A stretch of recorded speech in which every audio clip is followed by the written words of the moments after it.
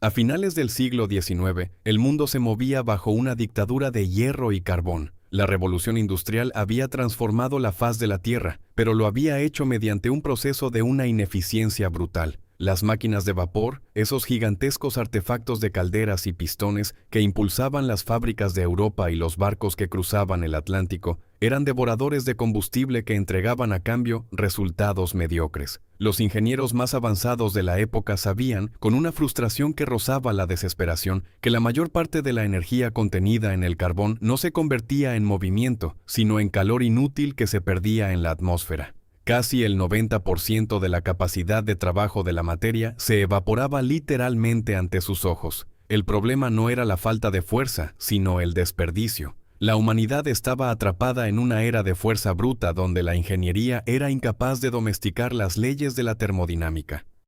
En este contexto de ineficiencia sistémica surge la figura de Rudolf Diesel. Nacido en París en 1858, hijo de inmigrantes alemanes, Diesel no era un mecánico de taller formado por la intuición, sino un académico brillante forjado en la disciplina teórica de la Politécnica de Múnich. Allí, bajo la tutela de Carl von Linde, el pionero de la refrigeración, Diesel se obsesionó con un concepto que para la mayoría era una abstracción matemática: el ciclo de Carnot. Sadi Carnot, un físico francés de principios de siglo, había descrito el diseño de una máquina térmica ideal, un motor perfecto que operaría con la máxima eficiencia teórica posible. Para Diesel, el ciclo de Carnot no era solo una teoría, era un mandato moral.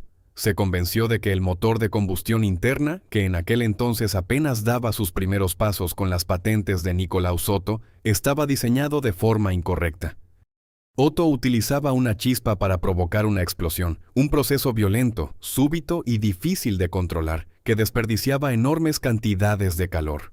Diesel planteó una hipótesis que desafiaba la lógica de su tiempo. ¿Y si no necesitáramos una chispa? ¿Y si el propio aire, al ser comprimido con una fuerza extrema, pudiera generar el calor suficiente para encender el combustible por sí solo? La idea era elegante y terrorífica a la vez. Significaba llevar las presiones internas de una máquina a niveles que el metal de la época apenas podía soportar. Diesel imaginaba un proceso de combustión lenta, constante y perfecta, donde el combustible se quemaría de manera controlada dentro de un cilindro lleno de aire incandescente. No buscaba una explosión, buscaba una transformación racional de la energía.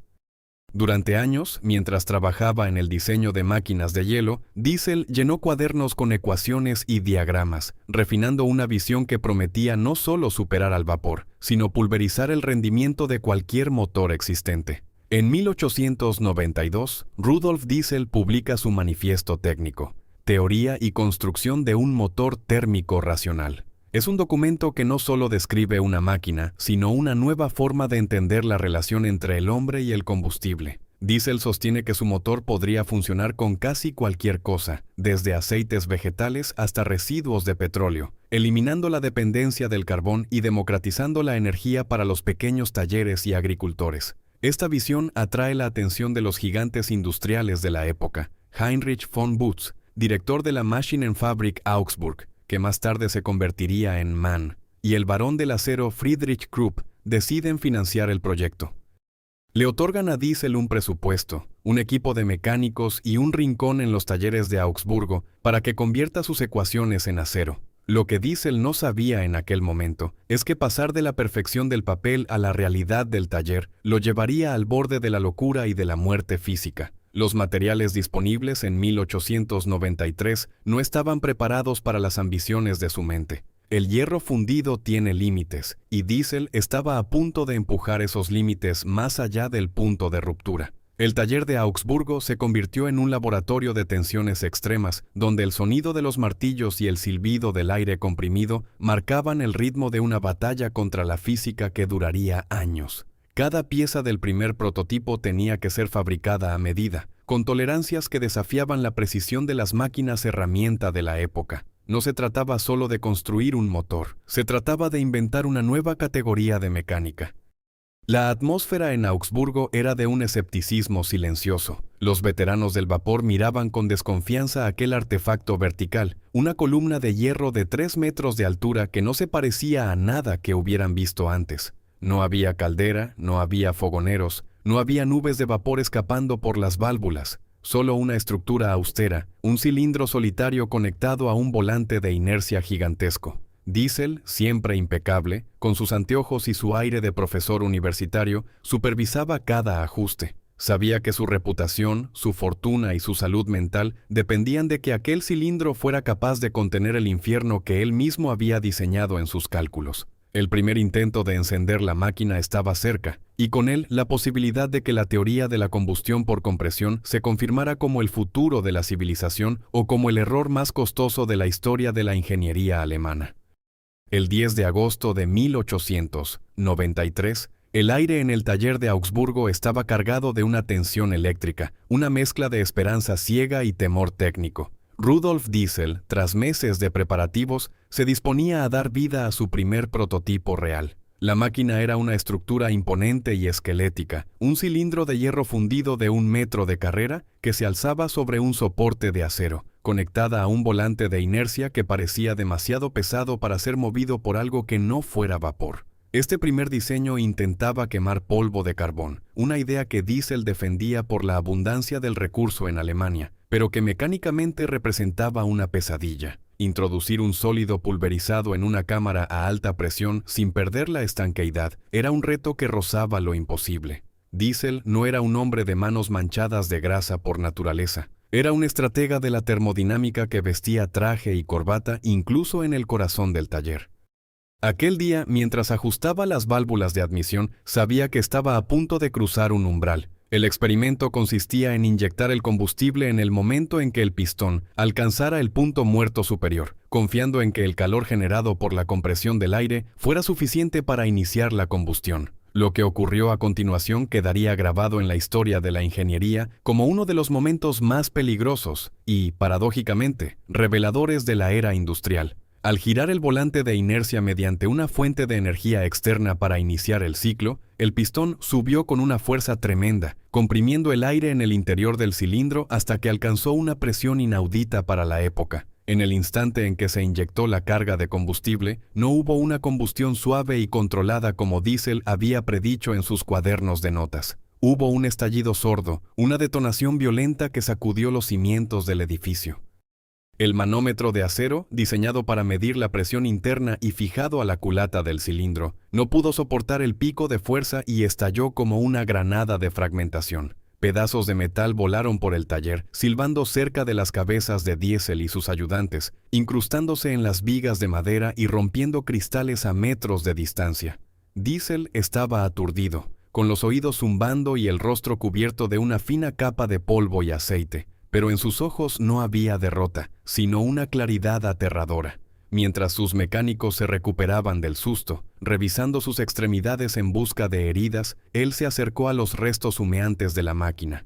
El hecho de que el manómetro hubiera saltado por los aires era la prueba física que necesitaba. El aire se había calentado lo suficiente, el combustible se había encendido solo, y la presión generada era muy superior a cualquier cosa que un motor de gasolina de la época pudiera soñar. El concepto funcionaba. La teoría era correcta. El problema, ahora lo comprendía con una brutalidad meridiana, era que no existía en el mundo una estructura metálica capaz de contener de manera segura la potencia que él acababa de desatar. A partir de ese accidente, Diesel abandonó la idea del polvo de carbón. El residuo sólido desgastaba las paredes del cilindro como si fuera papel de lija, y las válvulas se atascaban tras apenas unos segundos de funcionamiento. Se volcó entonces en los aceites pesados y el petróleo refinado. Sin embargo, se enfrentó a un nuevo muro técnico, la inyección. Si quería que el combustible entrara en un cilindro que ya estaba a 30 atmósferas de presión, necesitaba empujarlo con una fuerza todavía mayor. Dado que las bombas de inyección de alta precisión no se inventarían hasta décadas después, Diesel tuvo que recurrir a una solución compleja y aparatosa, la inyección por chorro de aire. Este sistema consistía en añadir un compresor de aire auxiliar a la máquina.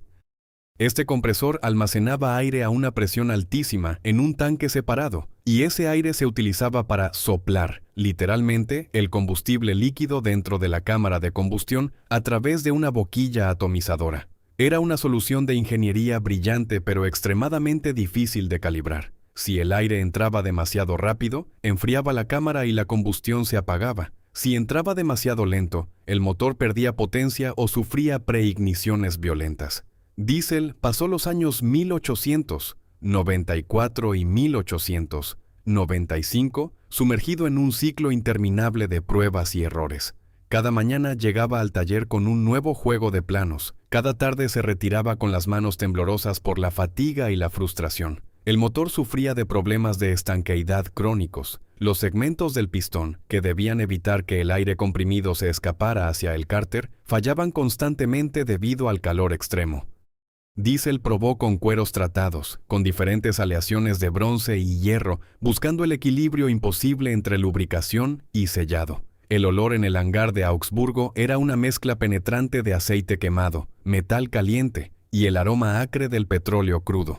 No era un lugar de trabajo, era un campo de batalla contra las propiedades físicas de la materia. La presión sobre Diesel no era solo técnica. Krupp y los directivos de MAN empezaban a cuestionar si aquel motor racional no era más que una quimera cara que nunca llegaría a ser práctica. A pesar de la presión financiera y el escepticismo de sus pares, Diesel refinó el diseño de la culata y el sistema de válvulas. Introdujo la refrigeración por agua, rodeando el cilindro con una camisa de hierro por la que circulaba líquido para evitar que el metal se fundiera. Cada modificación era una respuesta a un fallo previo. El motor comenzó a girar por sus propios medios durante periodos cada vez más largos, pero seguía siendo una máquina caprichosa, propensa a pararse sin previo aviso o a emitir densas nubes de humo negro que asfixiaban a los operarios.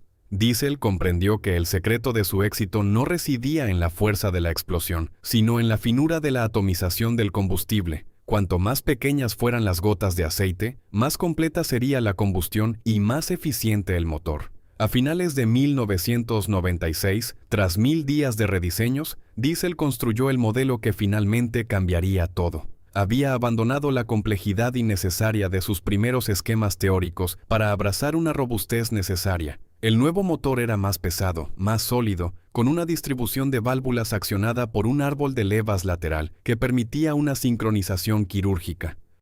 El mundo de la ingeniería observaba con una mezcla de curiosidad y desprecio, esperando el fracaso definitivo de aquel profesor que pretendía jubilar a la máquina de vapor. Lo que no sabían era que Diesel estaba a punto de presentar una máquina que no solo funcionaba, sino que operaba con una lógica económica tan aplastante que obligaría a reescribir todos los manuales de industria del siglo XX. La configuración final del motor de 1897 estaba lista para su examen definitivo. Ya no era un experimento peligroso que hacía volar manómetros, sino un motor de producción, el primer ejemplar de una estirpe que dominaría los mares y las carreteras. Rudolf Diesel, con la salud quebrantada por el esfuerzo y el sistema nervioso agotado, se preparaba para la prueba de eficiencia oficial supervisada por profesores independientes. En ese momento, en el silencio tenso de la planta de Augsburgo, el futuro de la movilidad global dependía de que un pistón de hierro fuera capaz de comprimir el aire hasta que el calor se volviera luz y la presión se transformara en movimiento continuo. Aquella máquina no era solo un motor, era la culminación de una guerra personal contra el desperdicio de energía. El 17 de febrero de 1897, el aire gélido de Augsburgo parecía congelar los pensamientos de quienes se congregaban en la planta de la Maschinenfabrik. Tras años de explosiones accidentales, piezas de metal volando por el aire y una inversión que habría arruinado a cualquier hombre con menos convicción, Rudolf Diesel se encontraba frente a su creación definitiva. El motor de 1997 no era un boceto ni un experimento. Era una mole de hierro fundido, una columna vertical que se elevaba hacia el techo del taller con la autoridad de un monumento. Aquel día, la máquina iba a ser sometida a una prueba de rendimiento oficial bajo la supervisión del profesor Moritz Schröter, una eminencia de la termodinámica cuya palabra era ley en los círculos académicos de Alemania. No había lugar para el artificio ni para las promesas vagas. Los instrumentos de medición, calibrados con precisión quirúrgica, dictarían si Diesel era el visionario que afirmaba ser o simplemente un soñador peligroso que había desperdiciado la fortuna de Krupp. Cuando se puso en marcha el sistema de aire comprimido para iniciar el movimiento del volante de inercia, el taller se llenó de un sonido rítmico, profundo y casi hipnótico. No era el castañeo metálico y errático de los motores de gasolina de la época, ni el siseo constante y húmedo de las máquinas de vapor. Era un latido industrial, una sucesión de pulsaciones de baja frecuencia que hacían vibrar las suelas de los zapatos de los presentes. El motor comenzó a girar por sus propios medios, quemando petróleo refinado con una regularidad asombrosa. A medida que las horas pasaban y los técnicos tomaban notas frenéticas sobre el consumo de combustible y la potencia entregada, el ambiente de escepticismo que siempre había rodeado a Diesel empezó a evaporarse. Los datos no mentían. La máquina estaba alcanzando una eficiencia térmica del 26,2%. Para un observador moderno, esta cifra puede parecer modesta, pero en el contexto de 1897 fue un cataclismo técnico. Significaba que este motor era capaz de extraer más del doble de energía de una gota de combustible que la mejor máquina de vapor jamás construida. La genialidad de este éxito residía en un ciclo mecánico de 4 tiempos, ejecutado con una precisión que rozaba la perfección. En el primer tiempo, la válvula de admisión se abría y el pistón descendía, aspirando únicamente aire puro hacia el interior del cilindro. A diferencia del motor de Otto, aquí no había mezcla previa de aire y combustible, lo que eliminaba cualquier riesgo de preignición. En el segundo tiempo, la magia de la física se manifestaba en toda su crudeza. El pistón subía con una fuerza colosal, comprimiendo ese aire en un espacio minúsculo, apenas una fracción del volumen original. La relación de compresión era de aproximadamente 15:1, algo inaudito en aquel entonces. Al final de esta carrera, la presión interna llegaba a los 35 kilogramos por centímetro cuadrado y la temperatura del aire ascendía, por pura fricción molecular, a unos 700 u 800 grados centígrados. El aire dentro del cilindro ya no era solo gas, era una masa incandescente, hambrienta de energía. En el tercer tiempo, el momento crítico de la inyección, el sistema de chorro de aire diseñado por Diesel forzaba una fina neblina de aceite dentro de ese horno de aire comprimido. En el instante exacto del contacto, sin necesidad de chispas, cables o magnetos, el aceite se inflamaba.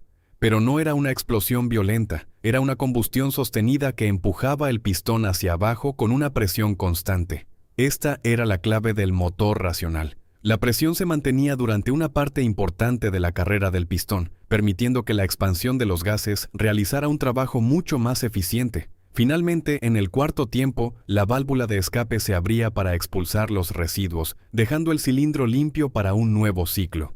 Diesel había logrado domesticar un proceso que en sus primeros prototipos había sido incontrolable, convirtiendo el riesgo de explosión en una cadencia productiva de metal y fuego. El motor de 1897 pesaba varias toneladas y producía apenas 20 caballos de potencia a unas 170 revoluciones por minuto, pero su importancia no residía en su fuerza absoluta, sino en su geometría conceptual. Era una máquina que castigaba la ineficiencia. Mientras que la máquina de vapor necesitaba una caldera externa, un fogonero constante y grandes cantidades de agua y carbón para simplemente ponerse en marcha, el motor de diésel era una unidad autónoma. Su diseño vertical permitía una lubricación por gravedad más efectiva y una estabilidad estructural que evitaba las vibraciones destructivas. El volante de inercia, una rueda de hierro macizo de gran diámetro, suavizaba las pulsaciones de la combustión, almacenando energía cinética para asegurar que el pistón completara los tiempos de compresión sin vacilar. Cada componente, desde los engranajes de la distribución hasta las boquillas de inyección, había sido refinado tras 1000 fracasos previos. El éxito de la prueba de Schroeter desató una fiebre industrial que Diesel apenas pudo gestionar. De repente, todas las grandes potencias querían una licencia para fabricar el nuevo motor. El contrato de Augsburgo fue el primero de muchos.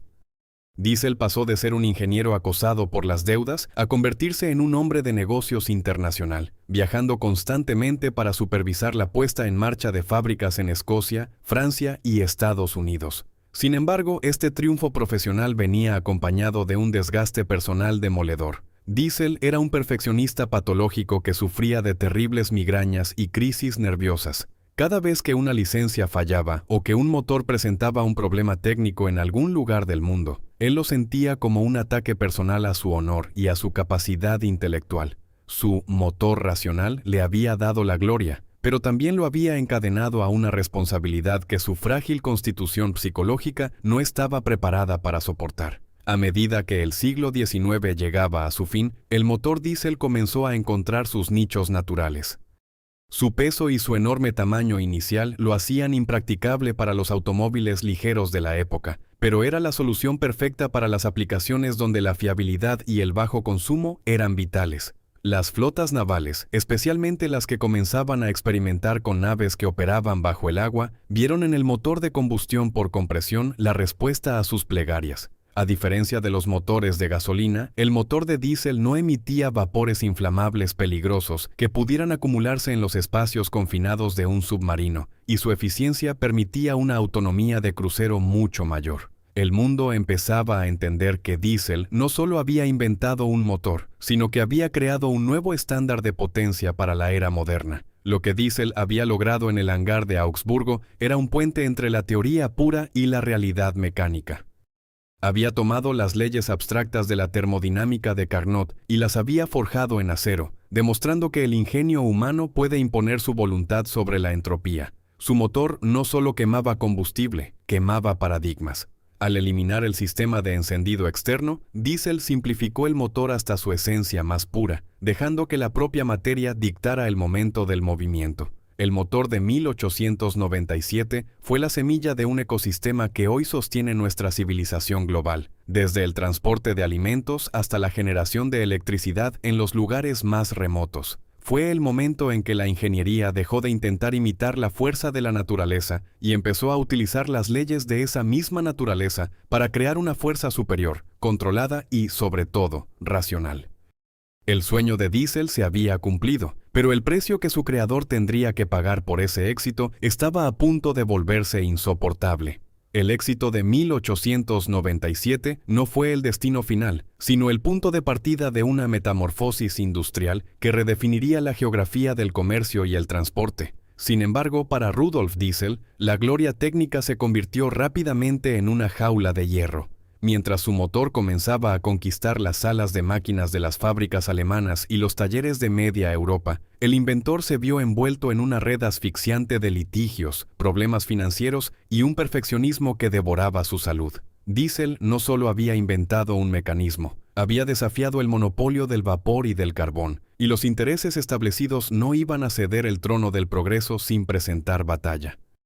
A pesar de que su motor era indiscutiblemente superior en eficiencia, los primeros años de implementación masiva estuvieron plagados de fallos menores, problemas de materiales y errores de manejo por parte de operarios acostumbrados a la tosquedad del vapor. Cada fallo era reportado como un desastre personal para Diesel, quien sentía que cada cilindro que se detenía en una fábrica remota era una mancha imborrable en su honor científico. La paradoja de Rudolf Diesel es que, mientras su creación se volvía más robusta y omnipresente, él se volvía más frágil. Los contratos de licencias le reportaron una riqueza inmensa, pero gran parte de ese dinero se evaporó en inversiones inmobiliarias desastrosas y en una interminable cadena de juicios por patentes. Otros ingenieros empezaron a introducir mejoras que Diesel, en su rigidez dogmática, a veces rechazaba.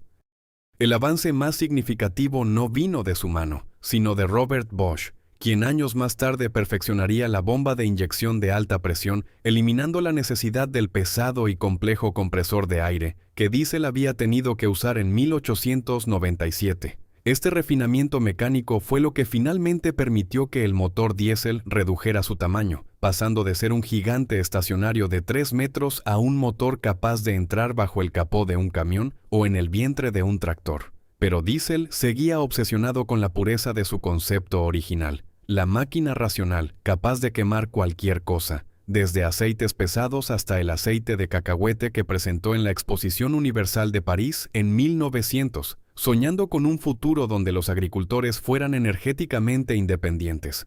A medida que se acercaba la segunda década del siglo XX, el motor diésel comenzó a transformar la guerra y la paz.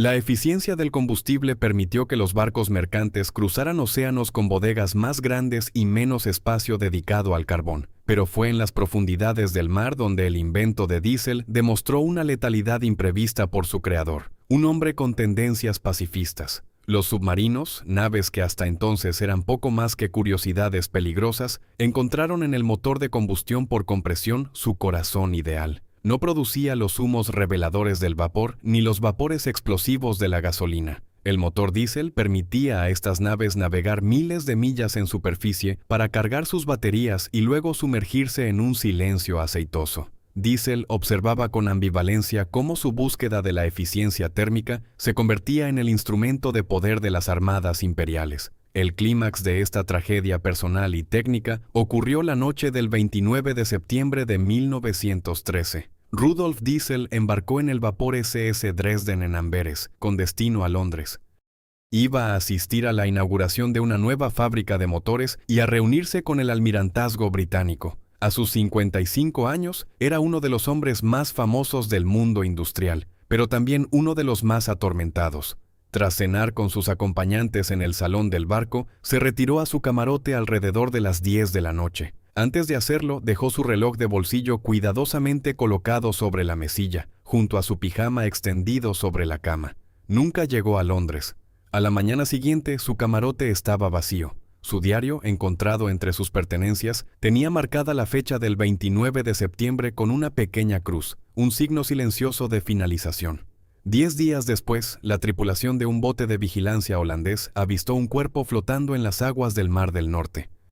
Debido al estado de descomposición y a una tormenta inminente, los marineros no pudieron recuperar el cadáver, pero recogieron varios objetos personales: un monedero, un estuche de gafas y un cuchillo de bolsillo.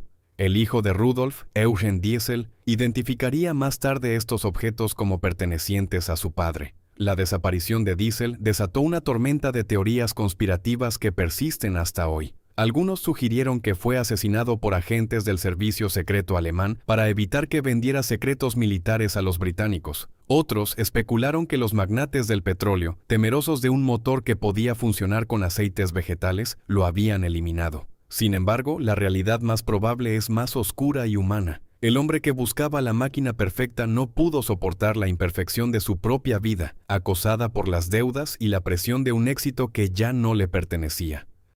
Lo que Diesel dejó atrás en el hangar de Augsburgo en 1897 no fue solo una patente, sino una nueva forma de entender la energía.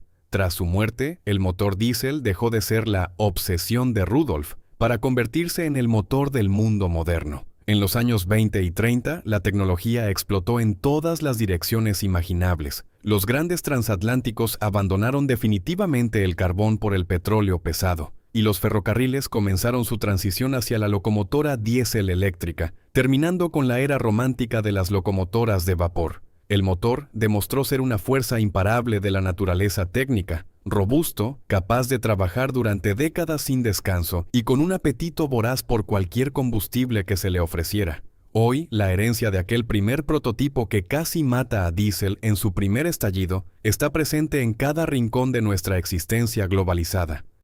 Está en los motores de los portacontenedores de clase triple E que transportan millones de toneladas a través de los océanos, consumiendo combustible con una eficiencia que Diesel habría reconocido con orgullo. Está en los generadores de emergencia de los hospitales, esperando en silencio el momento de convertir el aire comprimido en vida. Está en los camiones que abastecen las ciudades, moviéndose gracias al mismo principio de autoignición por compresión que fue perfeccionado en 1897. El motor diésel es, esencialmente, el músculo oculto de la civilización contemporánea, una máquina que opera en la sombra, ruidosa y persistente, manteniendo el flujo constante de bienes y energía del que todos dependemos. Al observar el primer motor de 1897, hoy conservado como una reliquia en el Museo de Man en Augsburgo, se percibe algo que trasciende la ingeniería. Es un objeto que destila la obstinación de un hombre que creía que la razón podía optimizar el mundo. Rudolf Diesel falló en su intento de construir una máquina que funcionara exactamente como un ciclo termodinámico perfecto sobre el papel. La fricción, el calor y la resistencia de los materiales siempre imponen su ley. Pero en ese fracaso de alcanzar la perfección absoluta, logró algo mucho más importante. Construyó la máquina más eficiente que la humanidad ha conocido hasta la fecha. El motor diésel no es solo un conjunto de pistones y válvulas, es el testimonio de un momento en que la ingeniería dejó de ser un oficio de artesanos para convertirse en una ciencia exacta de la potencia. El legado de Diesel es la prueba de que las ideas más potentes a menudo requieren de una cuota de sacrificio personal inabarcable. El inventor desapareció en las aguas oscuras del Canal de la Mancha, pero su nombre se convirtió en un sustantivo común, integrado en todos los idiomas del planeta. Cada vez que escuchamos el ronroneo profundo y constante de un motor de gran cilindrada, estamos escuchando el eco de aquel estallido de 1897 que hizo saltar por los aires un manómetro de acero. Es el sonido de la materia rindiéndose ante la presión, el sonido de un aire tan caliente que se convierte en fuego, y la evidencia de que, a veces, la búsqueda de una utopía mecánica puede terminar cambiando el mundo para siempre, incluso si su creador no se queda para ver el resultado final. La máquina de diésel sigue viva, golpeando el acero con la misma cadencia racional que él imaginó hace más de un siglo, recordándonos que el progreso no es otra cosa que la lucha eterna por no desperdiciar ni una sola gota de la energía que el universo nos ha prestado.